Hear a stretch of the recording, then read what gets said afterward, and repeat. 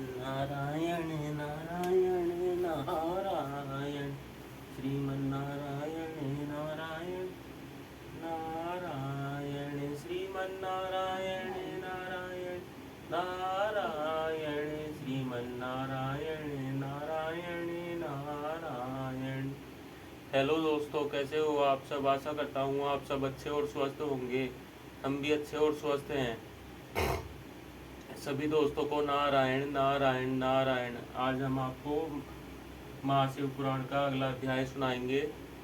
उससे पहले हमारा वीडियो ज़्यादा से ज़्यादा लाइक कीजिए, शेयर कीजिए और सब्सक्राइब कीजिए। चलो अब हम शुरू करते हैं महाशिव पुराण का अगला अध्याय। जय हो ब्रह्मा विष्णु महेश, आपकी सदा ही जय जय हुई। कोई भूल चूक हुई हो तो माफ करना।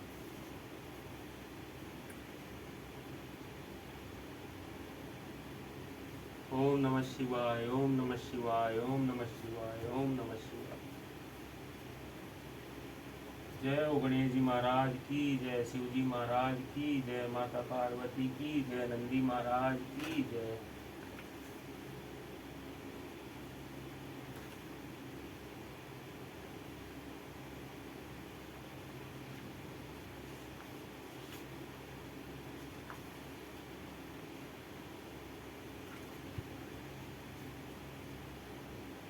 आज का हमारा अगला अध्याय है 18वां, 19वां और 20वां अध्याय। भगवान शिव का कैलाश पर्वत पर गमन तथा सृष्टि खंड का उपसंहार। ब्रह्मा जी कहते हैं, नारद मुने, कुबेर के तपोबल से भगवान शिव का जिस प्रकार पर्वत श्रेष्ठ कैलाश पर शुभागमन हुआ वह प्रसंग सुनो।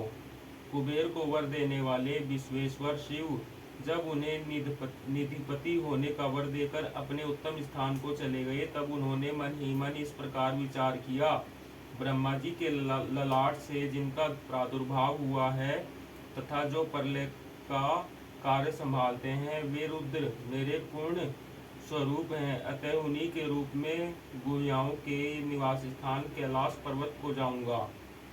उन्हीं के रूप में कुबेर का मित्र बनकर उसी पर्वत पर विलासपूर्वक रहूंगा और बड़ा भारी तप करूंगा। शिव की इस इच्छा का चिंतन करके उन रुद्रदेव ने कैलाश जाने के लिए उत्सुक डमरू बजाया। डमरू की वह ध्वनि जो उत्साह बढ़ाने वाली थी, तीनों लोकों में व्याप्त हो गई। उसका विचित्र एवं गंभीर शब्द आयान की गति से युक्त था, अर्थात सुनने वालों को अपने पास आने के लिए प्रेरणा दे रहा था।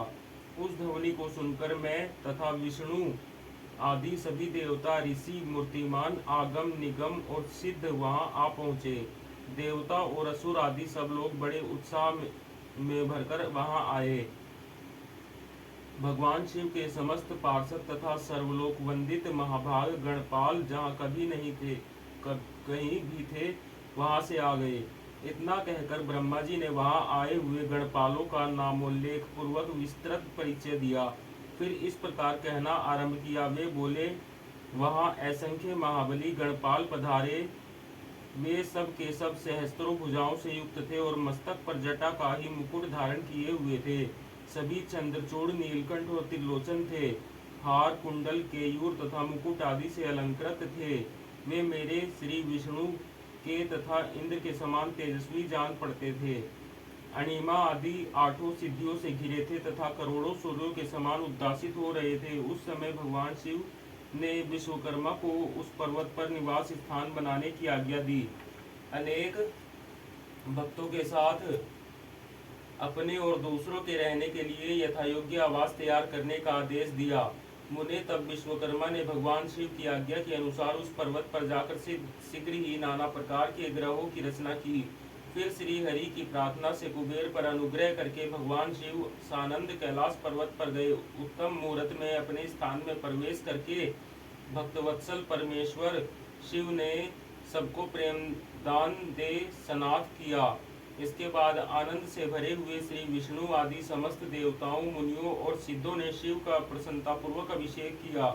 हाथों में नाना प्रकार की भेंटें लेकर सबने क्रमश उनका पूजन किया और बड़े उत्सव के साथ उनकी आरती उतारी। मुने, उस समय आकाश से फूलों की वर्षा हुई जो मंगल सूचक थी। सब और जय जयकार और नमस्कार के शब्द गूंजने लगे। महान उत्साह फैला हुआ था जो सबके सुख को बढ़ा रहा था। उस समय सिंहासन पर बैठकर श्री विष्णु आदि सभी देवताओं द्वारा की हुई यथोचित सेवा को बारंबार ग्रहण करते हुए भगवान शिव बड़ी शोभा पा रहे थे। देवता आदि सब लोगों ने सार्थक एवं प्रिय वचनों द्वारा लोक कल्याणकारी भगवान शंकर का पृथक पृथक स्तवन किया। सर्वेश्वर प्रभु ने प्रसन्नचित्त से वह स्तवन सुनकर उन सबको प्रसन्नतापूर्वक मनोवांछित वर एवं अभिष्ट वस्तुएं प्रदान की। मुने तदंतर श्री विष्णु के साथ मैं तथा अन्य सब देवता और मुनि मनोवांछित वस्तु पाकर आनंदित हो भगवान शिव की आज्ञा से अपने अपने धाम को चले गए।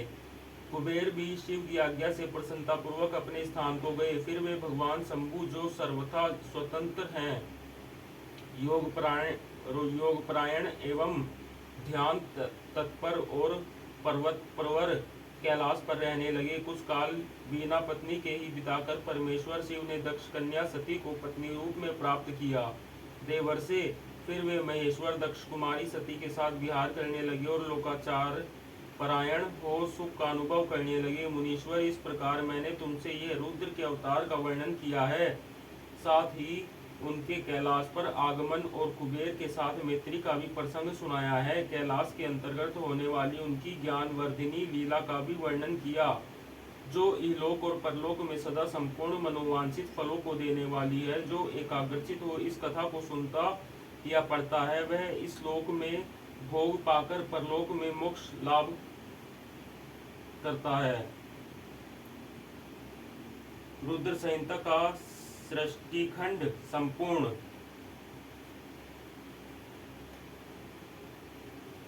नारायण नारायण नारायण। ओम नमः शिवाय, ओम नमः शिवाय, ओम नमः शिवाय। जय हो ब्रह्मा विष्णु महेश की जय। कोई भूल चूक हुई हो तो क्षमा करना। दोस्तों, आज के लिए इतना ही। बाकी हम अगला खंड आपको द्वितीय खंड कल सुनाएंगे। रुद्र संहिता का द्वितीय खंड कल सुनाएंगे। सभी को नारायण नारायण नारायण।